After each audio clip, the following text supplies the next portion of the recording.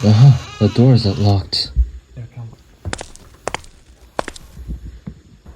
The light from the doorway is suddenly gone, and a blinding darkness suffocates me.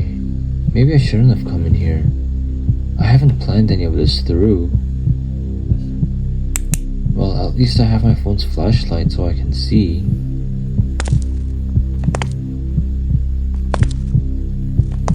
My footsteps echo around the wide sanctuary, the cold fear seeping in. Nobody's here, right? Hopefully.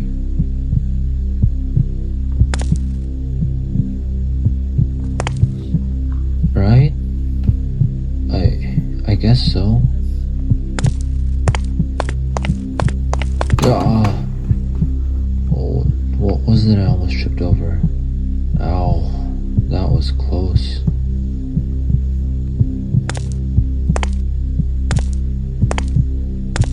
Okay, almost there, I think. 2 more doors to go. Is it this way? Or is it that way? I don't know, I haven't thought this out.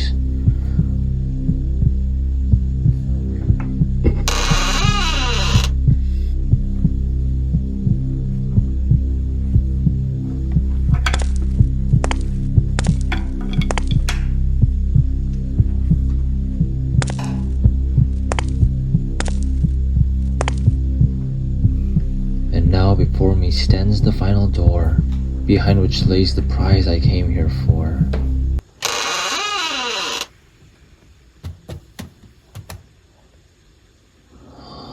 I'd never have thought that this unplanned moment would bring about a breakthrough.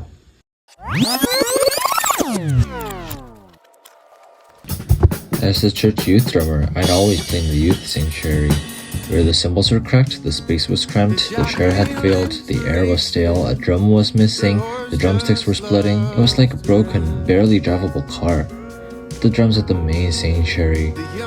Oh, it was a mystical treasure, rumored to have the best gear in the church. But the drum booth's soundproofing and the booth itself had always obscured it from me and my view, so I never knew what was inside. Well, that is, until a few years ago. July 9, 2022. It was a Saturday, like any other. Well, almost. I was at church, finishing up worship practice at 1 p.m. like usual. But today was a bit different. I had to stay at church, and I had an hour of free time. When out of the blue, an idea struck me in the head. Without even thinking, I dashed down to the first floor, taking the escalator 2 steps at a time, and not even caring that it was not working. Inhaled a hamburger, clattered back up to the church, and, out of breath, wheezing, gasping, I walked towards the main sanctuary. But not just that. Especially, I was going towards the drum booth inside. My ears strained at the doors. Was anyone inside? Now let's listen together. Quiet down now. Listen. Listen carefully. Do you hear anything? No? Try again. Hear anything? No? After a full 30 seconds like this, I finally plucked up enough courage to try the doors. The door isn't locked.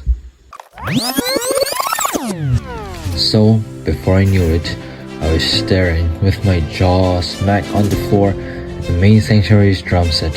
It was unbelievably, breathtakingly, hair-raisingly beautiful. A brand new Rolls Royce compared to the youth sanctuary's beat-up absolute junk drum set. The drums looked regal with its golden rims, the drumheads white as fresh A4 with artistically placed light green dampening jaw. I geeked out over every piece of gear. There's 3 crash cymbals, a tambourine, there's 4 toms, there's a top-tier snare, and there's even a splash cymbal. It was all I dreamed about, and more. Tentatively, I eased onto the unbroken drum stool and started playing. Cautious of making that loud noises, I tapped the toms. Their tuning was chef's kiss, a beautifully purring engine.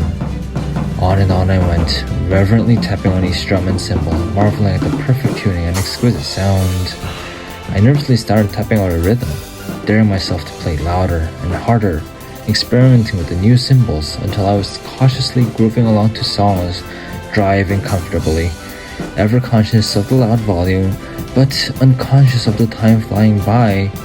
And suddenly it was 1:57. Oh my god, I had 3 minutes and I could be caught any minute now, and all the time had flown by. And so I picked up my sticks and dashed out with all my might. Well, not before taking a picture with the drum set though. And just like that, I was back in the church hallway. Thinking about it now, that decision to sneak into the main drum booth was completely spontaneous, which isn't like me at all. Usually, when I do something out of my usual routine, I'm never instinctive about it. Even when I'm just meeting a friend before church, I plan out every detail in my head. I set up every move, calculating creative contingency plans and contingency plans for those contingency plans, and plan C's for the plan B's, plan D's for the plan C's, days in advance. But this little adventure was completely unexpected. I hadn't planned anything beforehand, and I'd even brought along a book to pass the hour. It was quite like impulsively deciding to pose as a mannequin in a clothing store. As far as I know, I was never caught. The perfect break-in, my secret little adventure. At 2 p.m., I went back to the youth sanctuary like nothing happened, and it was just like that, as if the past hour had completely evaporated. Life resumed as normal. But that moment at the drum set, it stayed with me for a long time afterwards, and the setups I saw there, the new cymbals, the new floor toms, those things all inspired me to try and upgrade the youth kit. Although there wasn't much money or space that I could spend or devote to the drum set, I did the best that I could.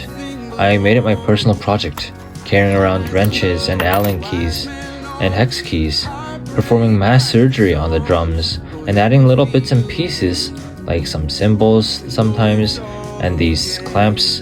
And because the main sanctuary had 3 crashes, I convinced my pastor to buy another cymbal stand and engineered a tambourine stand out of a drumstick.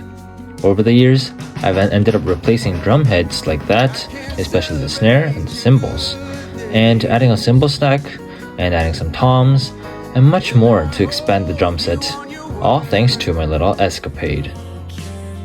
As unplanned as it may have been, that small little escapade of mine ended up inspiring me, and that spontaneousness lets the youth drums getting upgraded. There are so many modifications that I've made to it now that it almost feels like an actual part of myself. Never in my wildest dreams would I have thought that the barely drivable pile of junk would have evolved into what it is now, but actually what started it all was an adventure brought on by a sudden, impulsive thought. Sometimes, a breakthrough is only a spontaneous impulse away.